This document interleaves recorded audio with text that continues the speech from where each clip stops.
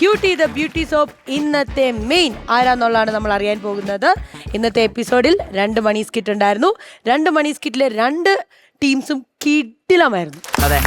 ഒന്നും പറയാനില്ല, അടിപൊളി പെർഫോമൻസ്. ഒരുത്തർ ഒളിച്ചോട്ടമായിരുന്നു, വേറെ അമ്മ പലിശയ്ക്കുള്ള പൈസയൊക്കെ മേടിക്കാൻ പോയേക്കുമായിരുന്നു. അല്ലല്ല, ഒരിടത്ത് ഒളിച്ചോട്ടോ ഒരിടത്ത് ഒളിച്ചിരുന്നവരെ പിടിക്കാനും. Correct, you said it.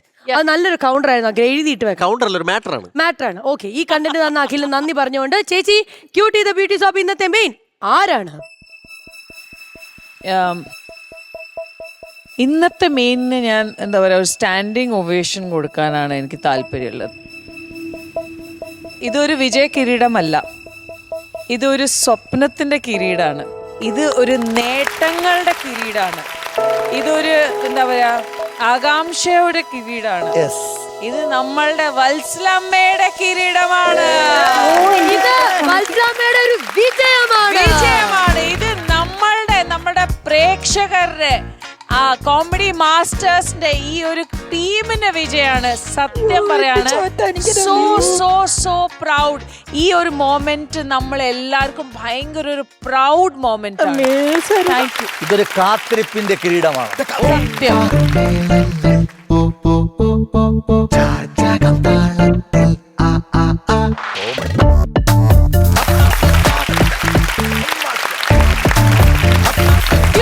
Beauty soap ഇന്നത്തെ മെയിൻ വത്സലമ്മ.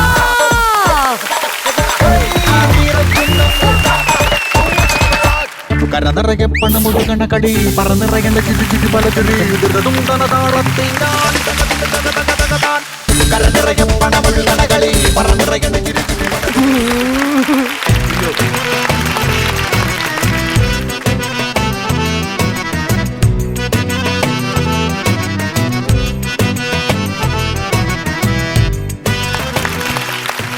ഒന്ന് ചിരിച്ചേ. എന്റെ ചോറ്റാനിക്കരമ്മയ്ക്ക് ഭഗവതി എനിക്ക് തന്ന ഗിഫ്റ്റാണ്.